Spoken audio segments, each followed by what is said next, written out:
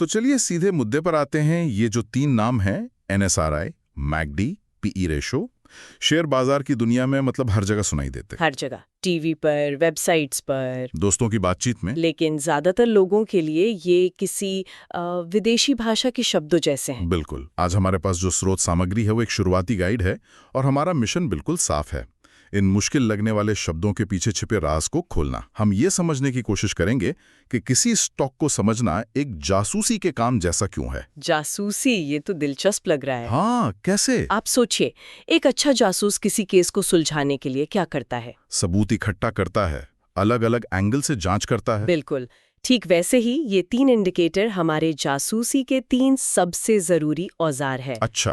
पहला RSI, जिससे हम स्टॉक की नब्ज यानी उसकी रफ्तार जांचते हैं। नब्ज, ओके। दूसरा मैकडे, जिससे हम देखते हैं कि वो किस दिशा में जा रहा है और वो ट्रेंड कितना मजबूत है। और आखिर में PE रेशियो, जिससे हम ये पता लगाते हैं कि उसकी कीमत वाजिब है या नहीं। ये तीनों मिलकर हमें पूरी कहानी बताते हैं। नब्ज, दिशा और कीमत। हाँ, ठीक है, ये फ्रेमवर्क समझ आ रहा है। तो चलिए जासूसी शुरू करते हैं और सबसे पहले नब्ज पकड़ते हैं। हाँ। RSI यानी रिलेटिव स्ट्रेंथ इंडेक्स, ये हमारी कैसे मदद करता है? RSI वो बाजार की भावना का एक मीटर है। भावना का मीटर। हाँ, ये हमें बताता है कि किसी स्टॉक को लेकर ट्रेडर बहुत ज्यादा लालची हो रहे हैं या बहुत ज्यादा डरे हुए हैं। ये 0 से 100 के एक पैमाने पर काम करता है और इसे समझना बहुत सीधा है। तो इस मीटर को हम पढ़ते कैसे हैं? कौन से नंबर जरूरी हैं? इसमें 2 खास लेवल हैं, 70 और 30। 70 और 30। हाँ, जब RSI 70 के ऊपर चला जाता है तो कहते हैं कि स्टॉक ओवरबॉट हो गया है। ओवरबॉट यानी उसमें जरूरत से ज्यादा खरीदारी हो चुकी है, वो बहुत गर्म हो चुका है और अब थोड़ा ठंडा पड़ सकता है। अच्छा। मतलब कीमत में एक छोटी मोटी गिरावट आ सकती है। अच्छा, तो ये एक तरह की चेतावनी है कि सावधान, गाड़ी बहुत तेज चल रही है। बिल्कुल। और 30 का क्या मतलब है?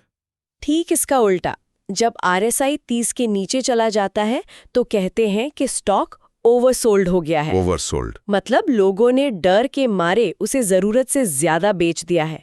यहाँ से एक उम्मीद बनती है कि शायद अब बिकवाली का दौर खत्म हो और कीमत वापस ऊपर की तरफ मुड़े। अच्छा, तो मतलब RSI हमें बाजार के मनोविज्ञान का एक स्नैपशॉट देता है कि अभी भीड़ डर में है या लालच में। सही शब्द, स्नैपशॉट। ये तो बहुत दिलचस्प तरीका है इसे देखने का। लेकिन यहाँ एक सवाल है। पूछिए। अगर कोई अच्छा स्टॉक है और सब उसे खरीद रहे हैं तो उसका RSI तो 70 के ऊपर ही रहेगा। हाँ, रहेगा। तो क्या इसका मतलब है कि हमें उसे बेच देना चाहिए? ये तो थोड़ा अजीब लगता है। ये बहुत ही शानदार सवाल है और यहीं पर ज्यादातर नए निवेशक गलती करते हैं। अच्छा। RSI 70 पार होने का मतलब हमेशा बेच तो नहीं होता। सोचिए, जब कोई स्टॉक मजबूत तेजी के दौर में होता है तो उसका RSI महीनों तक 70 या 80 के ऊपर बना रह सकता है। महीनों तक? हाँ, असल में उस समय ये कमजोरी का नहीं बल्कि ताकत का संकेत होता है। ये बता रहा है कि स्टॉक चर्चा में है और मजबूत हाथों में है।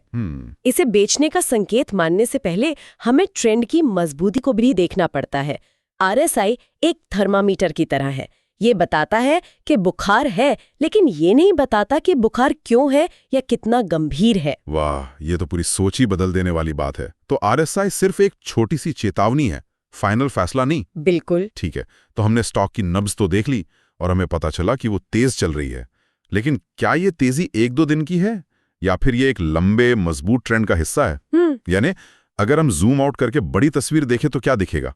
मेरे ख्याल से यहीं पर हमारे दूसरे औजार MACD की कहानी शुरू होती है। बिल्कुल सही पकड़ा। RSI जहां हमें एक स्नैपशॉट देता है, वहीं MACD यानी मूविंग एवरेज कन्वर्जेंस डाइवर्जेंस हमें पूरी फिल्म दिखाता है। पूरी फिल्म? हाँ, ये एक ट्रेंड फॉलोइंग इंडिकेटर है।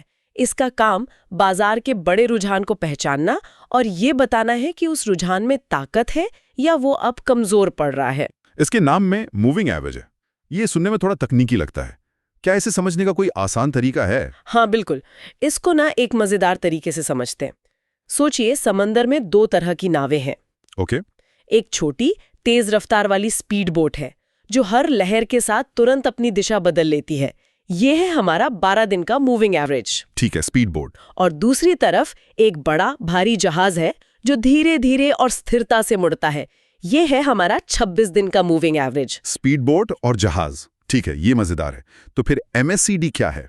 MACD लाइन इन दोनों नावों के बीच की बढ़ती या घटती दूरी को नापती है। अच्छा। जब स्पीड बोट बड़े जहाज को तेजी से पीछे छोड़ते हुए बहुत आगे निकल जाती है तो इसका मतलब है कि एक नया मजबूत ट्रेंड बन रहा है। चार्ट पर ये 2 लाइनों के रूप में दिखता है, एक MACD लाइन, मान लीजिए नीली, और एक सिग्नल लाइन जो लाल है। नीली और लाल लाइन। हाँ, जब नीली लाइन लाल लाइन को नीचे से काटकर ऊपर निकलती है तो ये खरीदने का संकेत होता है। एक सेकंड, तो मतलब नीली लाइन आज की कहानी है और लाल लाइन कल की, और हम ये देख रहे हैं कि आज कल से आगे निकल रहा है या नहीं। वाह, क्या बढ़िया तरीका है इसे समझने का। तो ये तो ट्रैफिक सिग्नल की हरी या लाल बत्ती जैसा है जो हमें बताता है कि ट्रेंड की गाड़ी रुकने वाली है या चलने वाली है। ये तो बहुत काम का हो सकता है। हाँ, ये एक अच्छा तरीका है इसे समझने का। और जब नीली लाइन लाल लाइन को ऊपर से काटकर नीचे आ जाती है तो बेचने का संकेत होता है। बिल्कुल। यहाँ एक और बात जोड़ी जा सकती है जिसके बारे में स्रोत में भी इशारा है। MACD को एक्सपोनेंशियल मूविंग एवरेज कहते हैं। इसका मतलब बस इतना है कि ये हाल की कीमतों को ज्यादा वजन देता है। अच्छा। यानी ये बाजार के मौजूदा मिजाज पर ज्यादा तेजी से प्रतिक्रिया करता है। लेकिन क्या ये हमेशा काम करता है? क्या कोई ऐसी स्थिति है जहां MACD हमें धोखा दे सकता है? जरूर। MACD एक ट्रेंड फॉलोइंग इंडिकेटर है। इसका मतलब ये ट्रेंड के साथ चलता है, ट्रेंड से पहले नहीं। तो ये लैगिंग हुआ? हाँ, इसे लैगिंग इंडिकेटर भी कहते हैं। जब बाजार एक दायरे में फंसा हो, यानी न ऊपर जा रहा हो न नीचे, साइडवेज मार्केट जिसे कहते हैं। हाँ, तब MACD बार बार खरीदने और बेचने के झूठे संकेत दे सकता है। इसीलिए कहते हैं कि कोई भी एक औजार हर मौसम में काम नहीं करता। आपको मौसम देखकर सही औजार चुनना होता है। बेहतरीन। तो अब हमने स्टॉक की नब्ज RSI देख ली, उसका लंबा ट्रेंड MACD भी समझ लिया, लेकिन हमारी जासूसी का सबसे बड़ा सवाल अभी बाकी है। हमने ये तो पता लगा लिया कि स्टॉक तेजी में है, लेकिन क्या उसकी जो कीमत चल रही है वो सही है? कहीं हम किसी बहुत ज्यादा महंगी चीज को तो नहीं खरीद रहे? सही सवाल। इस सवाल का जवाब हमारा तीसरा औजार PE रेशो देगा, है ना? एकदम सही। PE यानी प्राइस टू अर्निंग्स रेशो इन दोनों से बिल्कुल अलग है। कैसे? RSI और MACD तकनीकी चार्ट देखकर भविष्य का अंदाजा लगाते हैं, जबकि PE कंपनी की असल कमाई और उसकी सेहत को देखता है। अच्छा, तो ये फंडामेंटल हुआ। हाँ, ये वैल्यूएशन का मीटर है। ये बस एक सीधा सा सवाल पूछता है, कंपनी जितना कमा रही है उसके मुकाबले उसकी कीमत कितनी है। और ये हम पता कैसे लगाते हैं? इसका कोई फॉर्मूला होगा? इसका फॉर्मूला बहुत आसान है। PE बराबर होता है स्टॉक की मौजूदा कीमत को प्रति शेयर कमाई से भाग देने पर। स्टॉक की कीमत डिवाइडेड बाय अर्निंग्स पर शेयर। जी। चलिए इसे स्रोत में दिए उदाहरण से जमीनी हकीकत से जोड़कर देखते हैं। मान लीजिए एक कंपनी का शेयर 100 रुपए का है। ठीक है, 100 रुपए। और वो कंपनी अपने हर शेयर पर साल में 5 रुपए कमाती है। तो 100 को 5 से भाग देंगे तो PE हुआ 20। इसका मतलब क्या हुआ? क्या 20 अच्छा है, बुरा है या सामान्य है? 20 के PE का मतलब है कि निवेशक उस कंपनी की कमाई के हर 1 रुपए के लिए 20 रुपए देने को तैयार हैं। अच्छा। अब ये अच्छा है या बुरा, ये इस पर निर्भर करता है कि आप इसकी तुलना किससे कर रहे हैं। मतलब कॉन्टेक्स्ट जरूरी है। बहुत जरूरी। अगर उसी सेक्टर की दूसरी कंपनियों का PE 15 है तो 20 महंगा लग सकता है, लेकिन अगर बाकियों का PE 30 है तो 20 सस्ता लगेगा। आमतौर पर 10 से 20 का PE सामान्य माना जाता है। 40 से ऊपर का PE बताता है कि लोगों को कंपनी से भविष्य में बहुत जबरदस्त ग्रोथ की उम्मीद है, और 10 से कम का PE ये संकेत दे सकता है कि या तो स्टॉक बहुत सस्ता मिल रहा है या कंपनी किसी मुश्किल में है। बिल्कुल। लेकिन यहाँ एक बड़ा सवाल खड़ा होता है। आजकल की नई टेक्नोलॉजी कंपनियां जैसे कोई फूड डिलीवरी ऐप या कोई इलेक्ट्रिक व्हीकल बनाने वाली कंपनी जो अभी मुनाफा नहीं कमा रही, हाँ, जो लॉस में है, उनका तो कोई PE रेशो होगा ही नहीं या फिर नेगेटिव होगा। तो क्या इसका मतलब है कि वो बेकार है? एक जासूस के तौर पर हम उन्हें कैसे आंके? ये आज के समय का सबसे जरूरी सवाल है, और इसका जवाब है कि PE रेशियो हर ताले की चाबी नहीं है। अच्छा। ये पुरानी, स्थापित और मुनाफा कमाने वाली कंपनियों के लिए बेहतरीन काम करता है, लेकिन जो कंपनियां अभी ग्रोथ पर फोकस कर रही हैं और जानबूझकर मुनाफा नहीं कमा रही, उनके लिए हमें दूसरे औजार इस्तेमाल करने पड़ते हैं। जैसे प्राइस टू सेल्स यानी पीएस रेशियो, या भविष्य की ग्रोथ की संभावनाओं का आकलन। ये दिखाता है कि निवेश सिर्फ एक फॉर्मूले का खेल नहीं है, ये कला और विज्ञान का मिश्रण है। तो अब हमने इन तीनों औजारों को समझ लिया है। अगर इस पूरी जासूसी को एक साथ समेटना हो तो हम अपनी फाइनल रिपोर्ट में क्या लिखेंगे? हमारी रिपोर्ट बहुत साफ होगी और स्रोत का सारांश यहाँ एकदम सटीक बैठता है। बताइए। पहला, आरएसआई यानी हमारी नब्ज। ये हमें स्टॉक की मौजूदा गर्मी या ठंडक बताता है। क्या उसमें बहुत ज्यादा खरीदारी हो रही है या बिकवाली। ठीक है। दूसरा, एमएसीडी यानी दिशा। ये हमें बड़ी तस्वीर दिखाता है। स्टॉक का मुख्य रुझान ऊपर की तरफ है या नीचे, और वो मजबूत हो रहा है या कमजोर। और तीसरा, पीई रेशियो यानी कीमत। ये हमें स्टॉक की असल कीमत का अंदाजा देता है।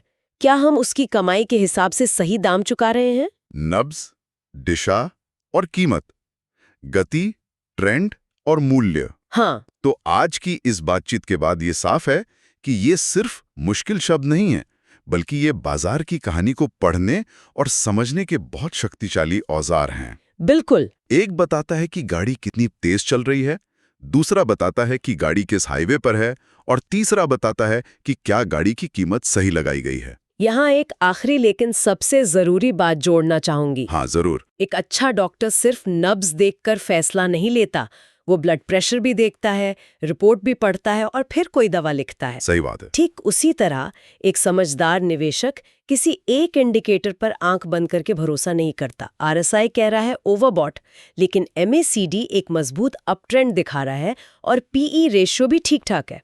अब बताइए आप क्या करेंगे? इन तीनों को एक साथ मिलाकर जो तस्वीर बनती है वही ज्यादा भरोसेमंद होती है। ये एक बहुत ही जरूरी चेतावनी है। और इसी के साथ हम अपने श्रोताओं के लिए एक अंतिम विचार छोड़ जाते हैं। जरूर। ये सभी जासूसी के औजार आरएसआई, एमएसीडी, पीई हमें वो कहानी बताते हैं जो हो चुकी है या हो रही है। सही। ये सब पिछले आंकड़ों पर आधारित हैं। ये एक दिलचस्प सवाल खड़ा करता है, जो संकेतक इस बात पर आधारित हैं कि क्या हो चुका है, वो कितनी सटीकता से बता सकता है कि क्या होने वाला है। बहुत गहरा सवाल है। और जब लाखों जासूस एक ही जैसे सुरागों को देखकर एक ही नतीजे पे पहुंचते हैं, जैसे आरएसआई 70 पार होते ही सब बेचना शुरू कर देते हैं, तो क्या ये खुद ही बाजार की अगली चाल तय नहीं कर देता? इस पर जरूर सोचिएगा। नमस्ते दोस्तों। स्टॉक मार्केट में पैसा बनाना कोई मैजिक नहीं है। बस सही नॉलेज, सही गाइडेंस और राइट माइंडसेट चाहिए। अगर आप भी सीखना चाहते हो कैसे ट्रेडिंग से रेगुलर प्रॉफिट कमा सकते हो, तो अब वक्त आ गया है अपना जर्नी स्टार्ट करने का। यहां आप सीखेंगे stock market basics, swing and intraday trading strategies, option trading secrets, risk and money management trading psychology, और सब कुछ हिंदी में इजी एग्जाम्पल्स के साथ। चाहे आप बिगिनर हो या एक्सपीरियंस ट्रेडर, ये ट्रेनिंग आपको स्टेप बाय स्टेप ले जाएगी बिगिनर से एक्सपर्ट तक। मार्केट हर दिन मौका देती है, लेकिन बिना नॉलेज के वो मौका रिस्क बन जाता है। तो अब सीखो, समझो और अपना ट्रेडिंग गेम स्ट्रांग बनाओ। Want to learn stock market trading in a simple, practical and profitable way? Call or WhatsApp अभी +91 96 41 28 9557। Limited seats, unlimited learning. Trading सीखो, अर्निंग बढ़ाओ, बिकॉज स्मार्ट लॉक सिर्फ काम नहीं करते, वो मार्केट को काम करवाते हैं। Learn stock market trading, beginners to pro traders. Welcome call, WhatsApp +91 96 41 28 9557। अगर वीडियो पसंद आया हो तो लाइक करें, कमेंट में अपनी राय दें और सब्सक्राइब करना ना भूलें। आपके एक लाइक से हमें मिलता है मोटिवेशन, तो जरूर लाइक करें और शेयर करें अपने दोस्तों के साथ। अभी सब्सक्राइब करें ताकि अगली अपडेट आप सबसे पहले देख सकें। वीडियो अच्छा लगा हो तो नीचे कमेंट करें। आपका फीडबैक हमारे लिए गोल्ड है। सपोर्ट करें चैनल को, लाइक करें, शेयर करें और बेल आइकॉन दबाना मत भूलिए।